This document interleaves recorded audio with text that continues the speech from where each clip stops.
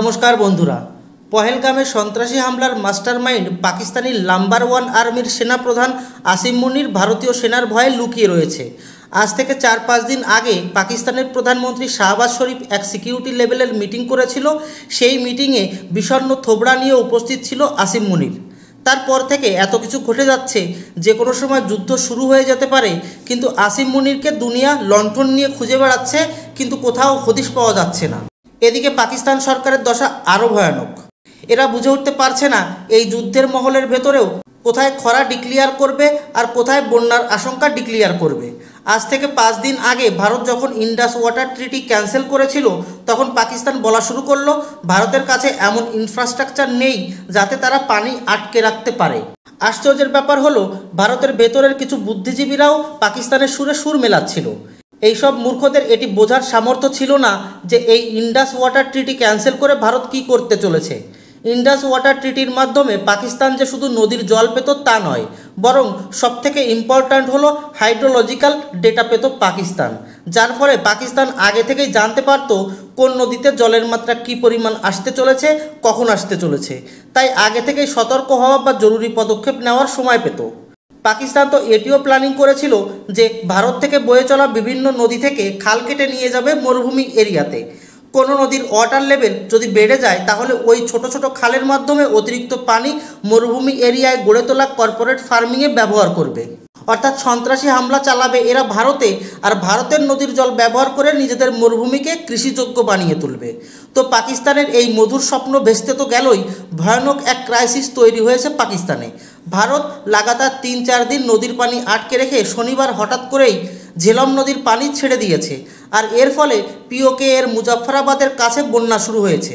একদিকে ভারত নদীর জল আটকে রেখে শুকিয়ে মারবে, অন্যদিকে নদীর জল ছেড়ে দিয়ে বন্যায় ভাসাবে পাকিস্তানকে। ভারত হামলা করার আগেই পাকিস্তানকে চারদিক থেকে এমনভাবে চাপে ফেলবে যে মরার আগেই পাকিস্তান আত্মরা হয়ে যাবে।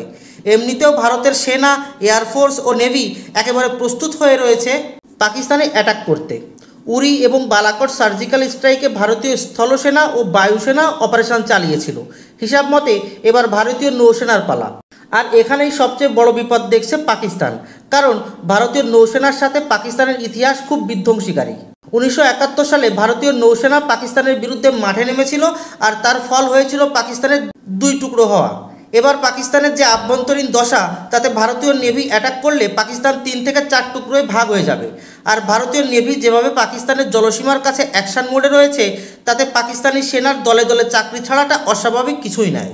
হ্যাঁ বন্ধুরা, ভারতীয় নৌসেনা একের পর এক ব্রহ্মস মিসাইলের টেস্ট ফায়ারিং চালাচ্ছে পাকিস্তানের মেইন গেট অর্থাৎ পাকিস্তানের সমুদ্র সীমার কাছে। আর ভারতের ব্রহ্মস মিসাইল পাকিস্তানকে কতটা ভালোবাসে তা আপনারা সবাই জানেন। এর আগেও দুইবার ব্রহ্মস মিসাইল বিনা ওয়ারহেডে পাকিস্তানের টানে ঢুকে গেছিল পাকিস্তানে। আর পাকিস্তানের এয়ার ডিফেন্স সিস্টেম মাথা চুলকাতে চুলকাতে অস্থির হয়ে গেছিল এই ভেবে যে ঢুকলো কোথা থেকে। তো এই ব্রহ্মস মিসাইলের 4টি টেস্ট কন্ডাক্ট করেছে ইন্ডিয়ান নেভি। পাকিস্তানের একটাই চিন্তা যে ব্রহ্মস মিসাইলের মনে আবার পুরনো প্রেম জেগে না ওঠে, তাও আবার বিস্ফোরক সহিত। এই মুহূর্তে পাকিস্তান ইতিহাসের সবচেয়ে ভয়ানক সংকটের সামনে দাঁড়িয়ে রয়েছে। একে তো খরা এবং বন্যার কবল, সাথে ভারতের কনফার্ম অ্যাটাকের ভয়। আবার বিএলএ পাকিস্তানি সেনার উপর আবারও আত্মঘাতী হামলা বাড়িয়ে দিয়েছে, সাথে আছে আভ্যন্তরীণ অস্থিরতা। এত সংকটের মধ্যে আবার পাকিস্তানি নাম্বার 1 আর্মির সৈনিকরা দলে দলে রিজাইন দিচ্ছে সেনা থেকে। এত দয়নীয় পরিস্থিতিতে এখন এসে পাকিস্তান সরকার ভারতের সামনে এক প্রকার মিউ মিউ করা শুরু করেছে। যে পাকিস্তান নদীর পানি আটকানোকে এক টপ অর বলেছিল, সেই পাকিস্তান এখন বিশ্বকে চিল্লায় বলছে যে পাকিস্তান পেহেলগামের সন্ত্রাসী হামলার সুষ্ঠু ও নিরপেক্ষ তদন্ত করতে রাজি আছে। তবে সমস্যা একটাই, তা হলো পাকিস্তান সব কিছু একটু দেরিতে বুঝতে পারে। বিশ্বের প্রায় শক্তিশালী সব দেশগুলোকে ভারত প্রথমেই পাকিস্তানের এই আসুরিক কাজের প্রমাণ দিয়ে দিয়েছে। আর তাই তো তারা এখন সম্পূর্ণভাবে ভারতের সাপোর্টে এসছে। যে কয়েকটি দেশ ব্যতিক্রম, যেমন চীন ও তুর্কি, এরা মূলত পাকিস্তানকে সাপোর্ট করে না, এরা ভারতের বিপক্ষে পাকিস্তানকে ব্যবহার করে। যাই হোক, ভারত যখন এত দূর এগিয়ে গিয়েছে, তখন পাকিস্তানকে টুকরো করে হামাগুড়ি দেওয়ানোর এই স্বর্ণিম সুযোগ বর্তমানের ভারত সরকার কখনোই হাতছাড়া করবে না। ভারত কবে অ্যাটাক শুরু করবে সেটি আমরা কেউ জানি না, তবে শুভ কাজে বেশি দেরি করাটা বোধহয় ঠিক হবে না। কারণ এর আগেও অনেকবার পাকিস্তান অর্থনৈতিক দেউলিয়া হওয়ার নিকটে পৌঁছে গিয়েছে, কিন্তু কোথাও না কোথাও থেকে এরা ভিক্ষা ঠিকই নিয়ে নিজেদের সে যাত্রায় বাঁচিয়েছে। আসলে যে জাতি জন্মের পর থেকেই একটাই গুণ আয়ত্ত করেছে, তা হলো ভিক্ষা নেওয়া, সে ওই কাজে খুবই পারদর্শী হয়ে ওঠে। ভারত যদি অ্যাটাক করতে দেরি করে, তাহলে এমনটি না হয় এরা এদের পরমাণু টেকনোলজি কোনো মুসলিম দেশগুলোকে দেওয়ার লোভ দেখিয়ে ভারতের বিরুদ্ধে সমর্থন না আদায় করে নেয়।